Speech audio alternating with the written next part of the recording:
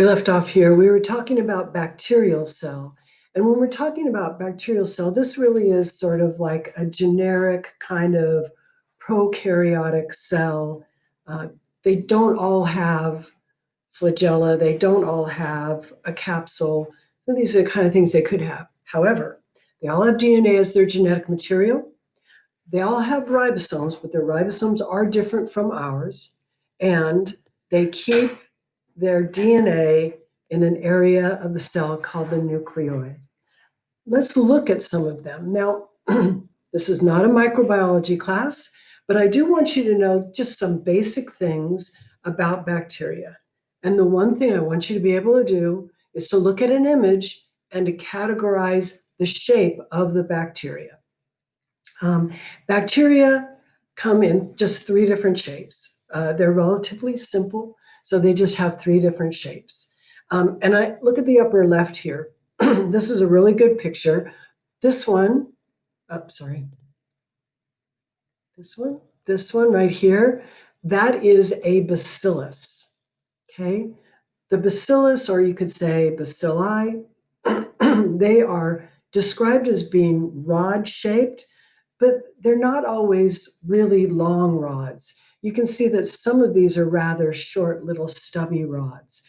You may know that one of the things that's supposed to be healthy for you is taking lactobacilli, which is the bacteria that makes yogurt. And they get the name lactobacilli because when you look at them through the microscope, they are shaped in this rod shape or like a bacillus. Okay, so that's number one. Sorry. Number two, the coccus. Okay, coccus.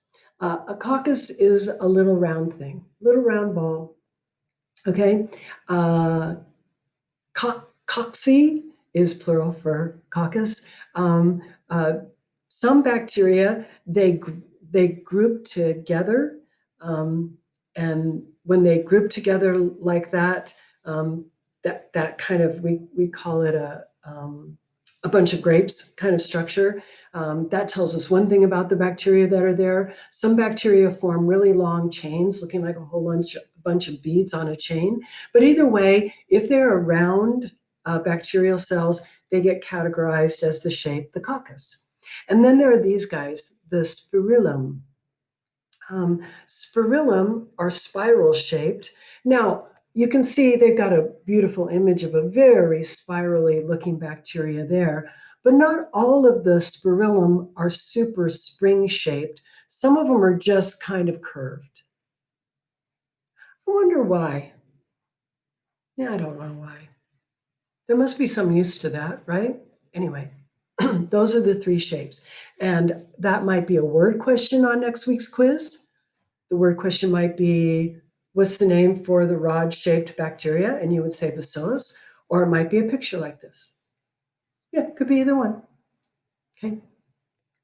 Now you do need to know this because this is a question on the quiz. There are very, very few bacteria on the planet that are capable of causing infection or disease in humans. Whenever humans are thinking about bacteria, we are thinking about the ones that can cause infections, and they can be very dangerous. There are even bacteria now that can cause infections in people, and we don't have an antibiotic that can kill them reliably. So dangerous stuff.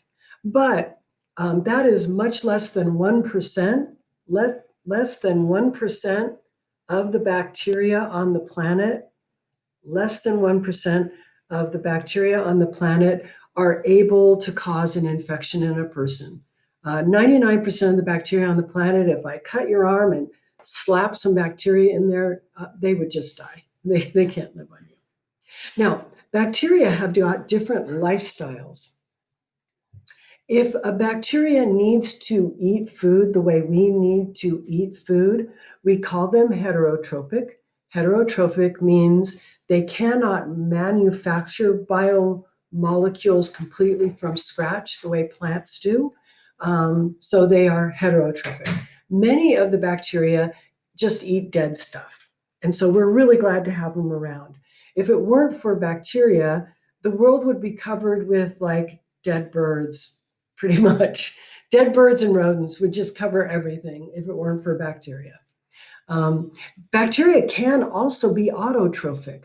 You know, those chloroplasts that are found inside of our land plants, those chloroplasts, they are the descendants of ancient bacteria that are autotrophic.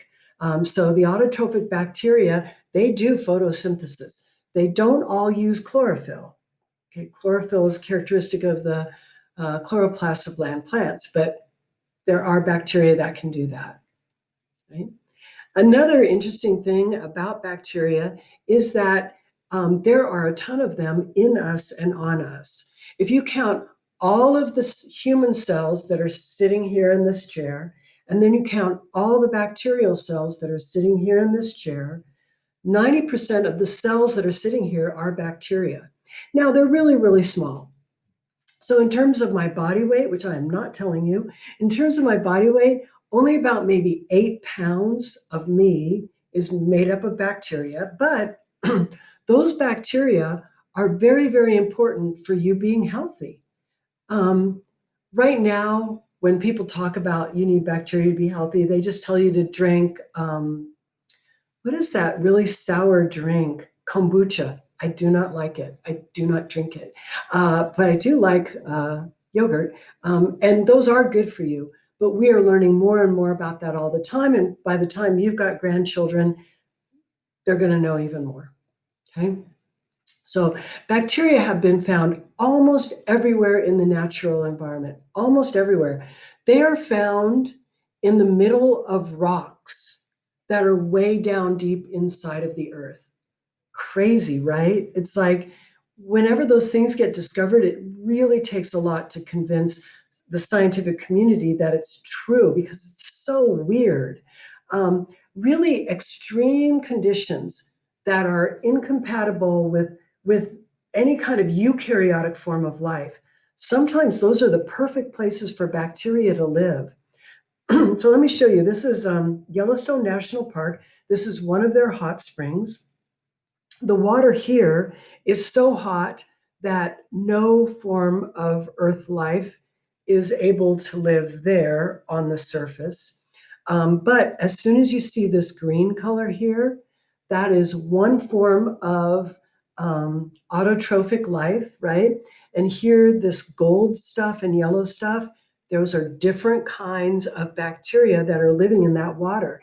How hot is that water? That water is so hot that if you were to just dip your body in it and just come out as quickly as you could, you would have second-degree burns over your entire body. And if you fall in and cannot get out, you will die pretty quickly. These, by the way, that is a walkway, and these little guys, those are people on the walkway, right? So there are bacteria that can live in places that are insane. So props to the bacteria.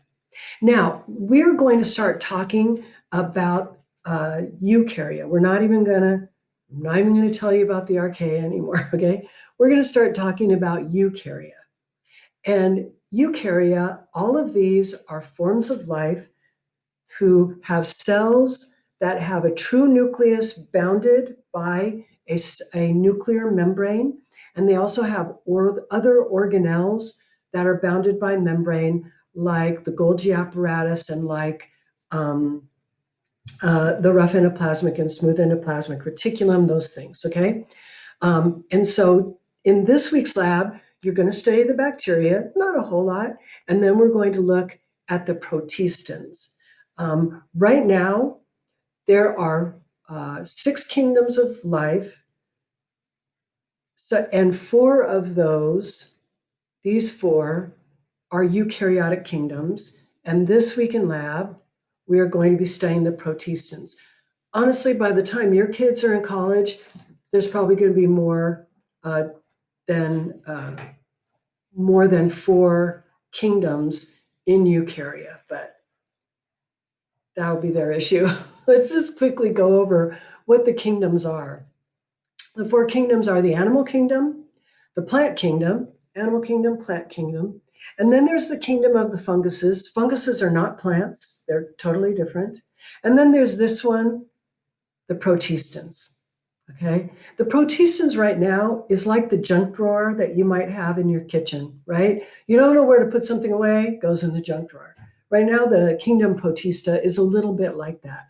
Let's talk about what categorizes something as an animal. Um, there is there's only going to be a little bit about this on next week's quiz.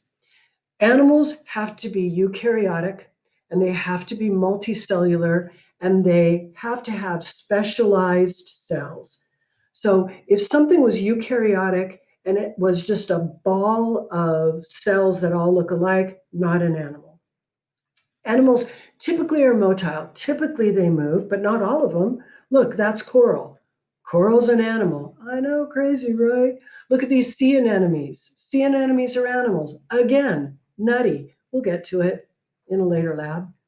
All animals digest their food by eating it, by putting it into an internal chamber, right? And they do not have cell walls, which allows them to be more movable than a plant is. Oh, butterfly. Oh, this. Oh, that's crazy. These guys are barnacles. Barnacles are closely related to shrimp. Oh, that's nutty too. Funguses.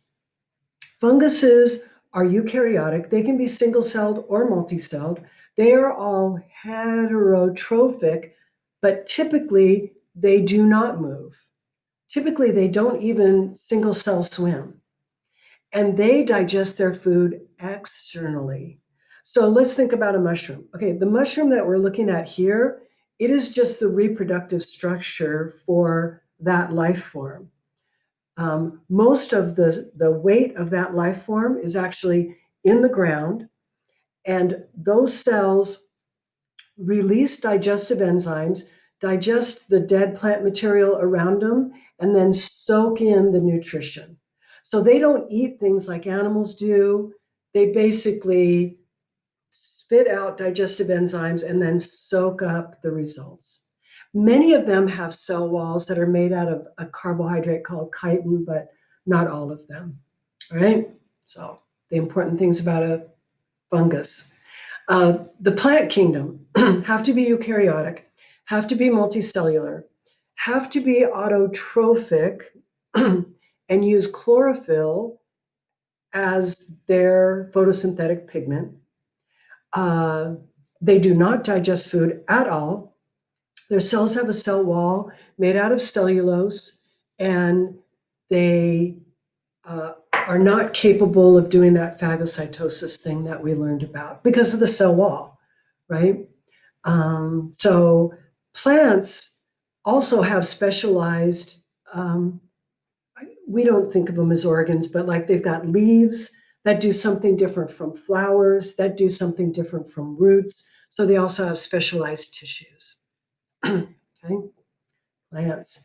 And then protistans. The protistans, like I say, they're just kind of a catch-all. And we're going to study some that are single-celled, some that are actually enormous, some that are heterotrophic, some that are autotrophic, some that are predators, some that are like plants.